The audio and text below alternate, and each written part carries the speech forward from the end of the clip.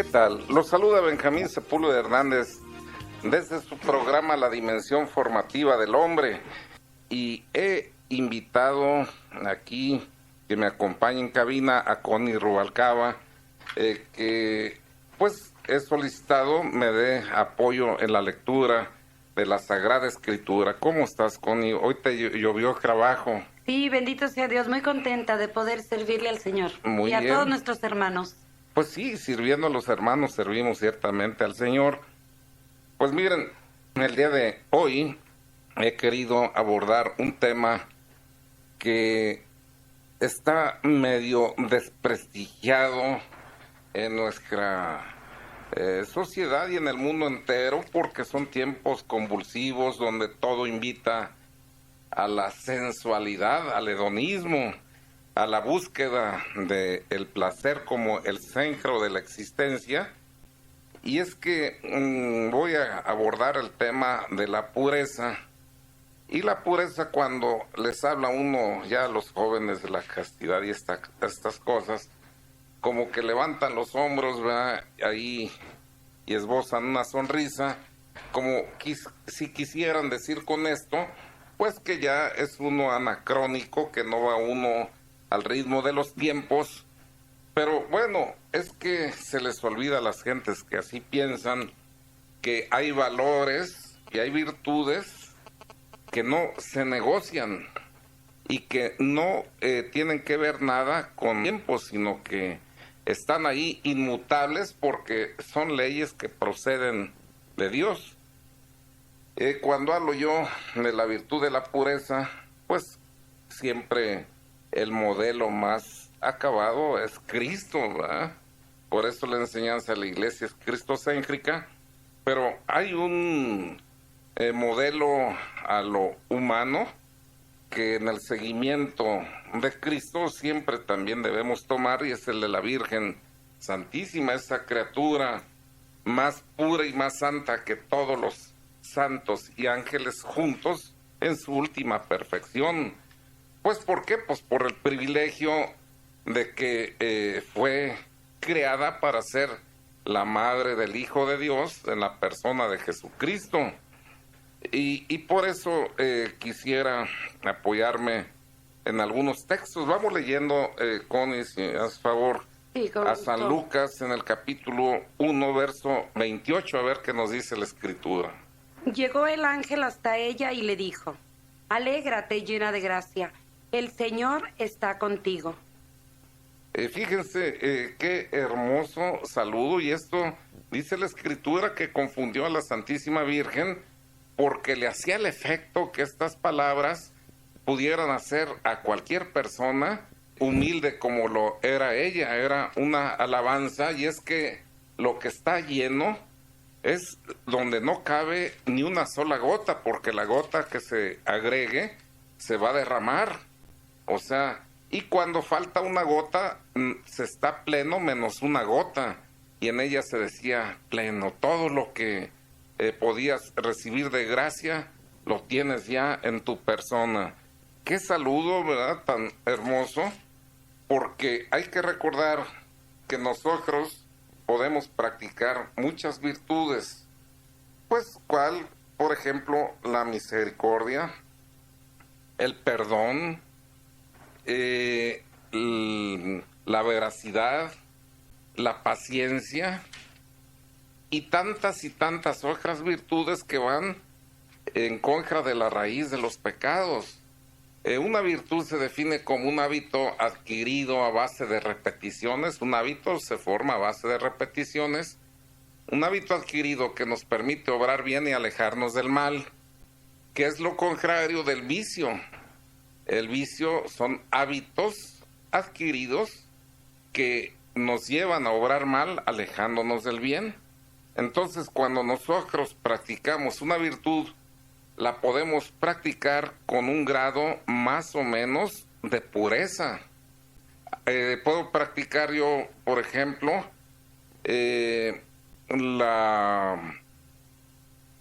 la verdad con un grado de intensidad, o sea, sin permitirme la más ligera huella o presencia de mentira, o a veces practicándola, pero no con esa asiduidad, no con esa fidelidad, ¿verdad? O sea que en la práctica de la virtud también hay grados. Y cuando hablamos de pureza, es hablar del grado óptimo en que se puede practicar una virtud. Ahora, se ha vuelto sinónimo de castidad la pureza, porque dentro de las cosas más groseras, que más lastiman el corazón humano, es precisamente el de la castidad, los pecados de la impureza. Y el prototipo, el modelo acabado que podemos tomar, ya dijimos, es Cristo mismo o la Virgen Santísima. Yo ahorita hablo de la Virgen Santísima a la luz de la Escritura. Miren lo que nos dice el profeta Isaías en el capítulo 7, verso 14. Él es el santuario para los dos reinos de Israel, pero también es piedra donde se tropieza y roca que hace caer. Sí, es Isaías 7:14. Isaías 7. Capítulo 7, verso 14. No me confundí, acá está. Pues no le 14, hace, perdón, estamos 13. A tiempo. Perdón, el Señor pues les dará esta señal. La joven está embarazada y da a luz un varón, a quien le pone el nombre de Emmanuel, es decir, Dios con nosotros. Pues esta joven virgen que dará a luz a un hijo, y que le da ahí su nombre, el Emmanuel, Dios con nosotros, Dios en medio de nosotros. Es la madre del Dios eterno, que haciéndose hombre, toma de su carne ese cuerpo. O sea, encarnarse significa hacerse hombre. Y es pues justamente de eso que estamos hablando. ¿Qué tan grande será la pureza de la Virgen Santísima, que fue capaz de llevar como un relicario en su vientre nada menos que al Dios creador, a la segunda persona de la Santísima Trinidad, pero más aún le dio su propio cuerpo y su propia sangre para que él tomara la naturaleza de los hombres, sometiéndose a la ley. Por eso decía que cuando se habla de la pureza y de la castidad, buena referencia es la Virgen Santísima. El mismo San Lucas en el capítulo 1, versos del 26 al 35, nos va a decir ahorita, si nos quieres leer, Connie. Sí, mucho gusto. A ver, Mateo. Lucas. Dijimos San Lucas 1, 26, 35. Van a oír cómo se está refiriendo a ese pasaje, a ver si... 24, 20, es que yo vi aquí 6. 1, 26, 35. 26, Lucas 24. 1, 26, capítulo 1. Verso 26 al 35, al inicio, luego de... Del 26 aquí está, perdón. La Anunciación. Al 6º mes, el ángel Gabriel fue enviado por Dios a una ciudad de Galilea llamada Nazaret. Hasta el 35. A una joven virgen que estaba comprometida en matrimonio con un hombre llamado José, de la familia de David. La Virgen se llamaba María. Llegó el ángel hasta ella y le dijo: Alégrate, llena de gracia, el Señor está contigo.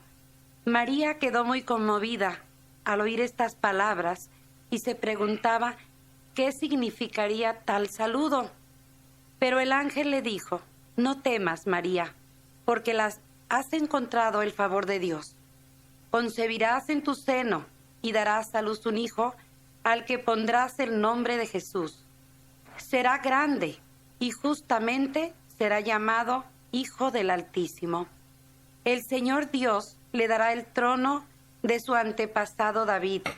Gobernará por siempre al pueblo de Jacob y su reinado no terminará jamás. María entonces dijo al ángel: ¿Cómo puede ser eso? Si yo soy virgen, contestó el ángel, el Espíritu Santo descenderá sobre ti y el poder del Altísimo te cubrirá con su sombra. Por eso el niño santo que nacerá de ti será llamado Hijo de Dios. Pues miren aquí cómo hace repetidas referencias a esa virginidad y cómo se le hace saber que en forma sobrenatural es el Espíritu Santo el que va a descender sobre ella, y cómo la virtud, la gracia, en sustitución de esa semilla de vida, de ese semen masculino, venía la gracia en sustitución del hombre para fecundarla. O sea, y le dice que su hijo va a ser llamado Hijo del Altísimo, significa que es hijo del Altísimo y que su reinado no va a tener fin porque se vistió de carne no para un rato, sino para la eternidad. Entonces, vean ahí cómo debió ser de grande la santidad, la pureza en nuestra Madre Santísima, para merecer llevar sus entrañas al Hijo de Dios. En cuanto a ese título repetido que en esta cita que acabamos de leer se hace a su virginidad, hay que recordar que la virginidad se da en 3 aspectos. La virginidad de la mente, que consiste en mantener ese deseo firme, vehemente, de permanecer en esta condición sin contacto con el sexo opuesto. Y luego hay la virginidad de los sentidos, que esta consiste en mantener los 5 sentidos, vista, tacto, gusto, olfato, oído, alejados de cualquier manifestación que pueda exacerbar, que pueda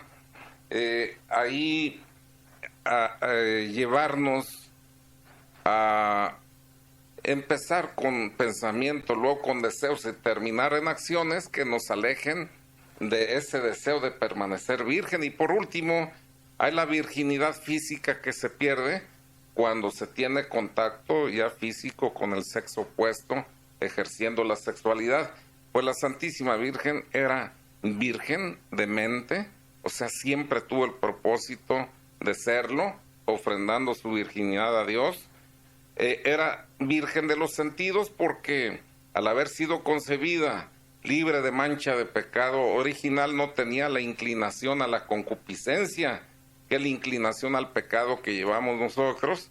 O sea, tenía bien sujetos sus sentidos a esa voluntad ya comprometida hacia Dios. Y luego la virginidad física, que jamás perdió, pues estamos oyendo que para concebir a su hijo no era necesario que la perdiera, puesto que era obra del Espíritu Santo el que ella concibiera a ese hijo. Estábamos revisando, ya que el tema que estamos desarrollando es la pureza, cómo Dios, que dio un 4º mandamiento para honrar al padre y a la madre, honraba a su propia madre, porque Cristo es Dios. Cristo es ese Dios empequeñecido, que se hizo pequeño para caber en nuestra pequeñez, que se hizo visible para elevarnos al amor de lo invisible del Padre. Se hizo pequeño, se anonadó para no aplastarnos con la refulgencia de su majestad. Pues este Dios creador, porque dice San Juan, en el principio era el Verbo y el Verbo era Dios y Dios estaba en él, y por él existe todo lo que ha sido creado. Este Dios que encarnaba en el vientre de María la Virgen, honraba a su madre conforme el mandato del 4º mandamiento, honrar al padre y a la madre. La honraba cuidando su integridad física, su virginidad. O sea, no era socavada, no era manchada esta virginidad, ni el propósito que expresaba ella con el deseo ni los sentidos, ni la parte física. Sufrió menoscabo en el momento de la concepción, pero les voy a decir algo también. Ni en el momento de la concepción, ni tampoco en el alumbramiento, en el nacimiento de Cristo, ni después. Por eso la iglesia la proclama virgen antes del parto, en el parto y después del parto. Antes del parto ya vimos cómo era fecundada por el Espíritu Santo. En el parto, a la hora del parto, dice su Santidad Pío X, el alumbramiento de la Virgen Santísima fue sobrenatural. Así como pasa un rayo del sol a través de un cristal sin mancharlo ni dañarlo, así fue el nacimiento de Cristo, pasando a través de su cuerpo en forma sobrenatural, sin que sufriera los dolores de parto. Por eso la imagen de la mujer vestida de sol, en sentido literal, no corresponde a la Virgen Santísima. Acuérdense que los dolores en la mujer de parto vinieron por el pecado. Por haber hecho esto parirás tus hijos con dolor. Y ella fue inmaculada, libre de toda mancha de pecado. Por una gracia singular y por la virtud de Dios omnipotente. Dios tiene el poder para hacerlo. Y convenía que lo hiciera y lo hizo. De otra forma no hubiera podido habitar su hijo en su vientre. El libro de la sabiduría, capítulo 1, verso 4, dice que la sabiduría, que es Dios mismo, no puede habitar en cuerpo y alma manchada por el pecado. Por eso ella tenía que ser impecable desde el primer instante de su concepción. Buena razón hubiera tenido Satanás de no haber sido así, para decirle a Cristo: antes que tu madre fue mi hija y mi esclava. Porque dice la Escritura que ese es esclavo del Señor que te ha vencido. Y se habla de los hijos de la ira y los hijos de la luz. Y si ella hubiera tenido por un solo instante la más ligera mancha de pecado, entonces hubiera pertenecido a Satanás antes que ser madre de Cristo, lo que no podía hacer. Cuando hablan por ahí gentes sin conocimiento de la Escritura o manipulación de ella, hablan de los pretendidos hijos de la Virgen Santísima, se les olvida que al ser ella esposa del Espíritu Santo, porque Él fue su verdadero esposo y el que le hace concebir ese hijo en su vientre, si ella se hubiera unido, como pretenden decir, a San José, carnalmente, hubiera ido San José en agravio del Espíritu Santo, que era el verdadero esposo de María. Además fue preparada ella de forma tan hermoseada, tan exquisitamente preparada para ser la Madre de Dios en la persona de Cristo, que nadie más que Cristo podía haber habitado en ese relicario virginal, santísimo, purísimo, que el Padre le preparó a su propio Hijo. Y nadie podía tener por madre a María, sino el Hijo de Dios, porque para Él había sido preparada esa criatura, más pura y santa y hermosa que todos los santos y todos los ángeles juntos en su última perfección. Entonces vean la pureza, hablando de pureza, cómo es algo que nuestro Señor siempre ha exaltado. Es una virtud de la que se enamora Dios nuestro Señor. Vamos oyendo qué nos dice San Mateo en el capítulo 1, verso 20. Mientras lo estaba pensando, el ángel del Señor se le apareció en sueños y le dijo: José, descendiente de David, no tengas miedo de llevarte a María, tu esposa, a tu casa, y bien está esperando por obra del Espíritu Santo. Vean ahí, San José compartió el misterio de la encarnación que les fue vedados a todas las demás criaturas, incluidos las glorias caídas, los ángeles caídos, ¿verdad? Les estuvo vedado este misterio de la encarnación. Ellos veían a nuestro Señor pues perteneciendo a una familia constituida por San José y la Virgen Santísima, y pensaban que sí era el hijo del carpintero, como decían los demás. O sea, no tuvieron acceso a conocer este misterio. San José sí, porque también la función de San José es altísima. Por un lado, el Padre Nutricio de nuestro Señor, y por el otro lado, el guardián de la pureza de la Virgen Santísima.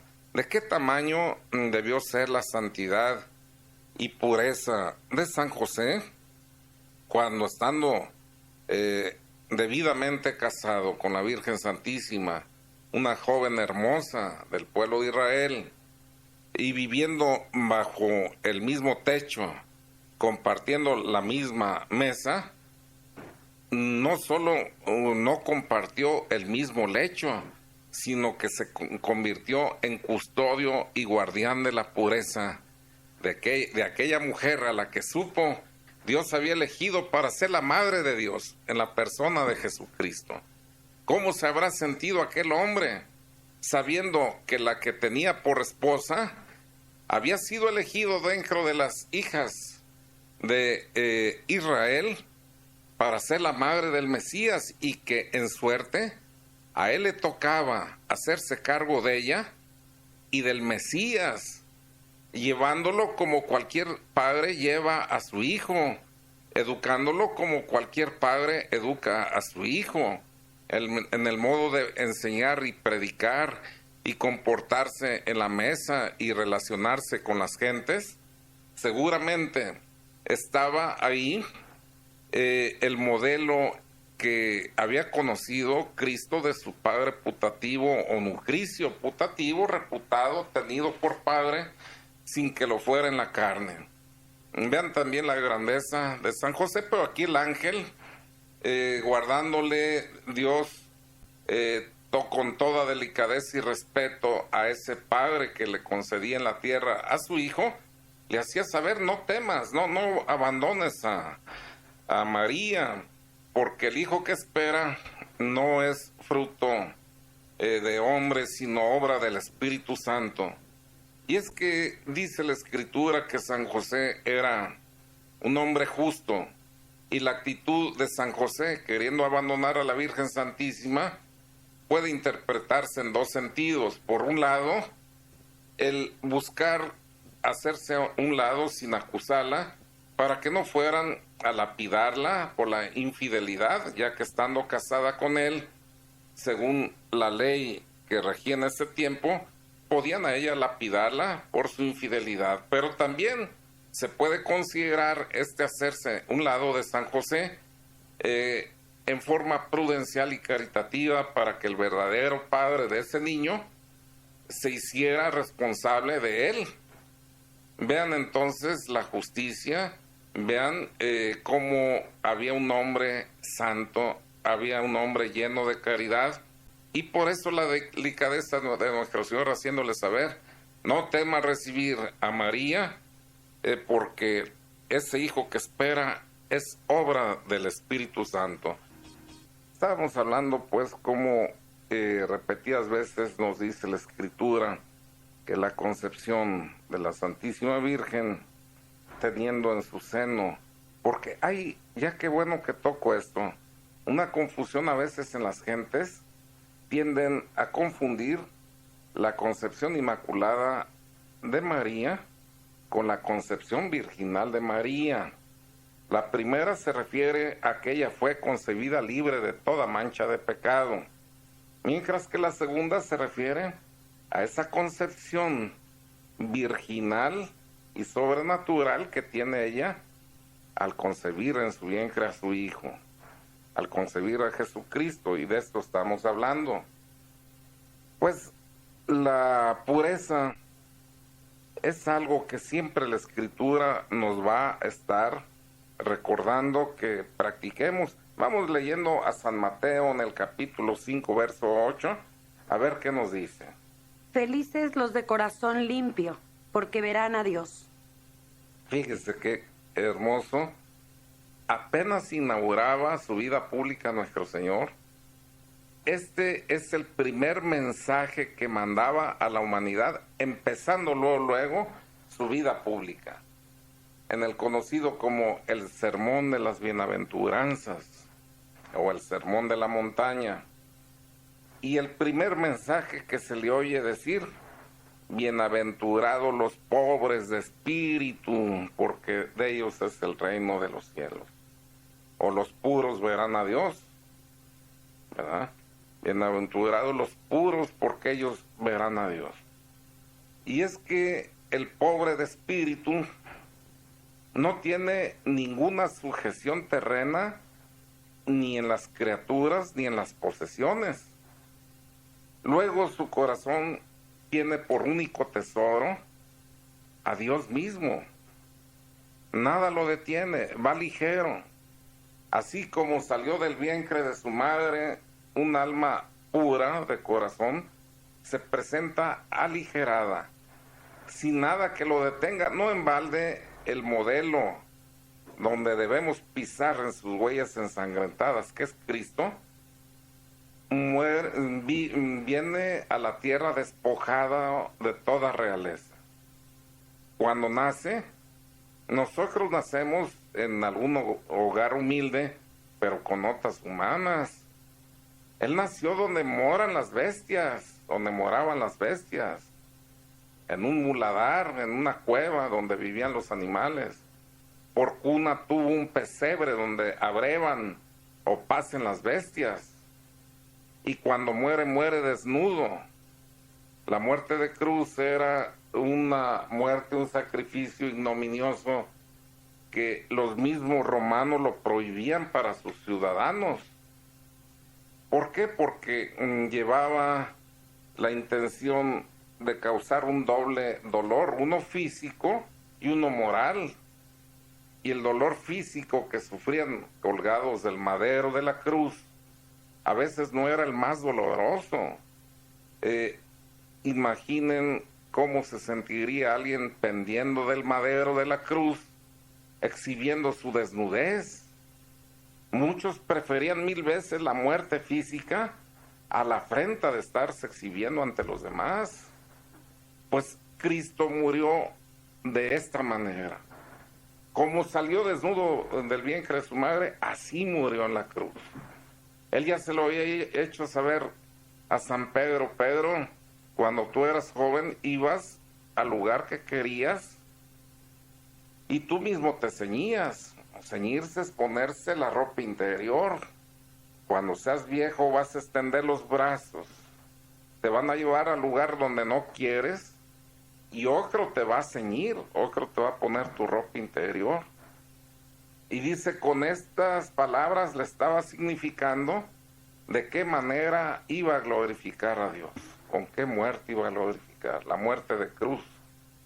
Pues nuestro Señor sabía perfectamente cómo era este sacrificio, compartía las esperanzas y la vida de su pueblo. Era un judío sometido a la ley y había visto muchas veces morir en la cruz a muchos ajusticiados.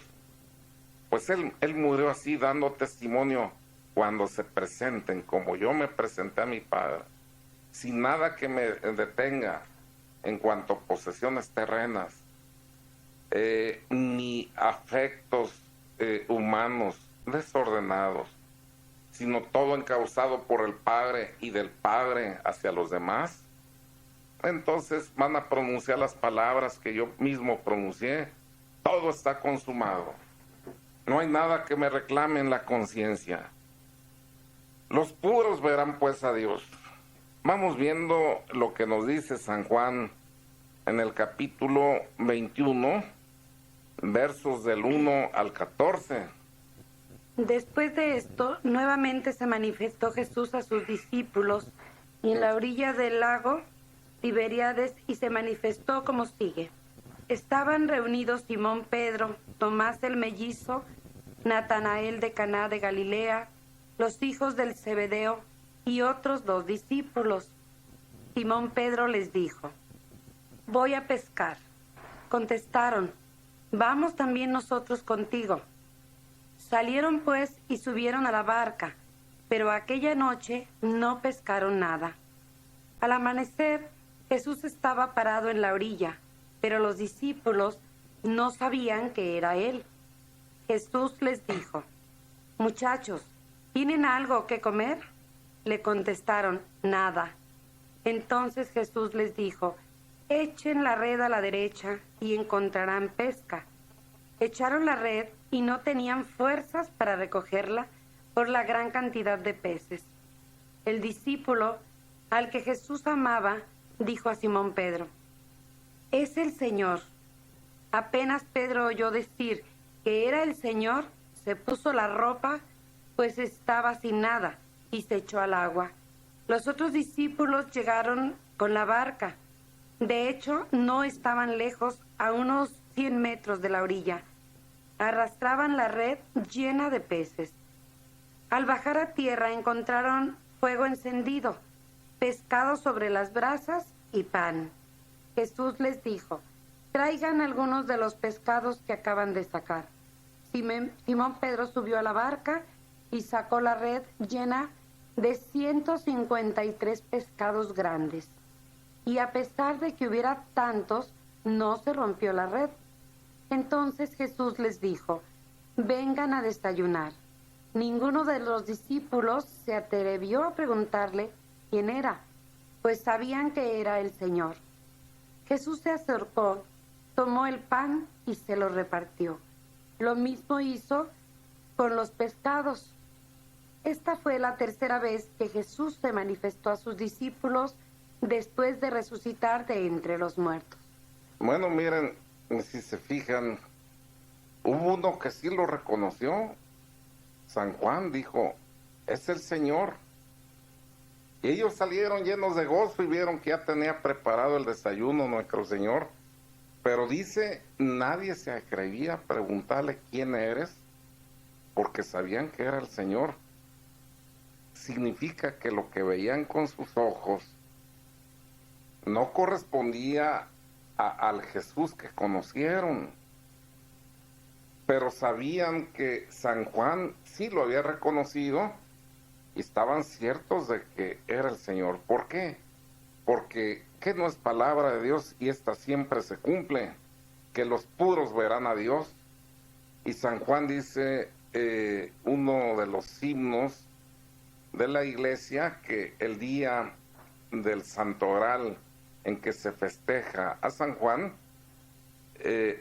entona la iglesia y dice que es el apóstol que llegó virgen, se conservó virgen y murió virgen. Y por esa pureza conocía el corazón del Señor. Acuérdense cuando decía nuestro Señor: «Uno de los que come conmigo me va a traicionar». Y todos empezaron a especular: ¿seré yo? Y San Pedro con su impetuosidad dice: «Pregúntale, tú ve y pregúntale». ¿Por qué no le preguntó él? Pues porque sabía que él no accesaba al corazón del Señor como sí lo hacía San Juan. Y él mismo escribe, como se dan cuenta, hablando de sí mismo sin ser soberbio, porque la humildad es referirse a la verdad llana, referida a Dios. Y dice: el discípulo que el Señor amaba. Pues por este amor manifiesto, sabía conocer de cerca el corazón y los misterios de Dios. Y él fue el único que lo reconoció cuando andaban pescando.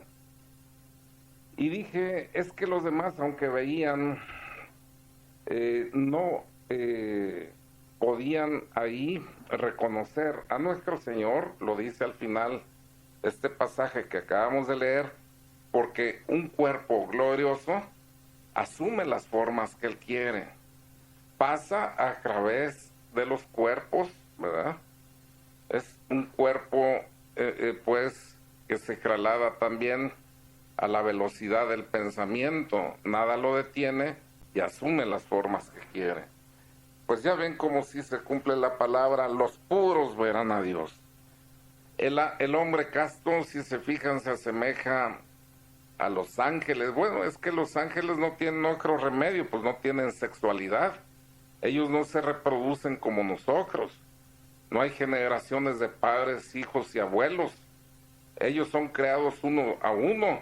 Y a nosotros sí nos dio la sexualidad nuestro Señor para llevar vida al universo.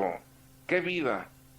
Pues a los mismos hijos de Él, porque somos concebidos en su entendimiento eternamente. Existimos en la mente de Dios desde toda la eternidad, pero nos hace aparecer en el tiempo a través de un padre biológico, una madre biológica. Entonces, la sexualidad, como se pueden ver, por el fin que persigue, que es la propagación de la especie, y no solo eso, sino el cultivo del amor entre cónyuges. Es santísimo el sexo, santísimo. Cuando se une un esposo legítimo a su esposa legítima, se vuelven más santos, más castos, más puros. No todos los encuentros conyugales están llamados a dar hijos. La sabiduría divina fue quien puso tiempos de fertilidad e infertilidad en la mujer. Significa entonces que unos encuentros conyugales son para la propagación de la especie y otros para hacer crecer el amor entre los cónyuges. Pues los puros verán a Dios, se asemejan a los ángeles. No, se asemejan a Dios porque los ángeles no tienen más remedio que ser puros en esta área porque no conocen la sexualidad, mientras que el hombre sí lucha y crece en la virtud resistiendo la tentación, que la tentación nunca será pecado, sino motivo de merecimiento hacia la virtud. Miren, cuando llegó la institución de la Eucaristía, fue cuando los hombres tomamos esa fortaleza venida de Dios y se pudo entonces empezar a practicar la pureza, la castidad, porque ahí estábamos vistiéndonos del santo de los santos. Cuando haces una buena comunión, no se sabe dónde empieza el Señor y dónde termina la criatura. Cuando te estás alimentando con el cuerpo y sangre de Cristo, te vuelves una sola cosa con Él. Entonces tomas una fortaleza que está más allá de tu propia humanidad. Y fue cuando se empezaron a venir por millones las almas vírgenes, las de clausura, los consagrados. Antes no se conocía en forma masiva la virginidad, si bien ya se ofrecía, se cuentan con los danos. Por ejemplo, la María, la hermana de Moisés, una mujer virgen, el profeta Jeremías, en tiempos de nuestro Señor. Miren qué contraste, Marta, la hermana de María Magdalena, y San Juan, del que ya estamos hablando. O sea, se cuentan con los dedos de la mano, mientras que cuando se instituyó la Eucaristía, las almas vírgenes se multiplicaron por millones en la tierra. Para que las almas pues permanezcan puras en esta virtud, es conveniente que siempre se estén alimentando con el cuerpo y sangre de Cristo. ¿Qué protecciones hay para no caer en la violación de esta virtud? O sea, ir a cometer pecados de impureza, caer en el ámbito de la lujuria. Bueno, pues ya lo dije, la vida sacramental, pero también huir de todo pecado. La virtud no es resistir la tentación, sino hacer remota la ocasión, o sea, rehuir toda posibilidad de que yo tenga una motivación para ir a este pecado. Otras armas pues son el pudor, ¿verdad? O sea, esa es una barrera natural que ya Dios puso en las personas y que desafortunadamente nosotros los padres estamos haciendo pedazos en los hijos, en las hijas. Ahí le recortan sus falditas, ¿verdad? Desde pequeñas se acostumbran a llevarlas cortas y después ellas mismas se las seguirán subiendo y recortando, ¿verdad? Entonces hay que tener cuidado y también manejar la modestia. Cuando se habla de la modestia, no es el ocultamiento de una virtud o de perfecciones, no. Cuando se habla de modestia en el área de la castidad, se refiere a los cuidados que aún estando a solas debemos tener con nuestro cuerpo. Entonces, cuando estemos nosotros manejando todas estas armas en beneficio del preservarnos en la virtud de la castidad, de la pureza, seguramente vamos a lograr el propósito, pues el que pide la gracia le es concedido, al que pide se le da, al que busca encuentra. Oigan, llegamos al final del programa, se nos fue nuevamente, como siempre, con ganas de hablar más sobre este hermoso tema. Vivan la pureza, vivan la castidad, que esta es una virtud que le gusta mucho a nuestro Señor y que a ustedes les va a permitir practicar muchas otras. Que tengan buena tarde.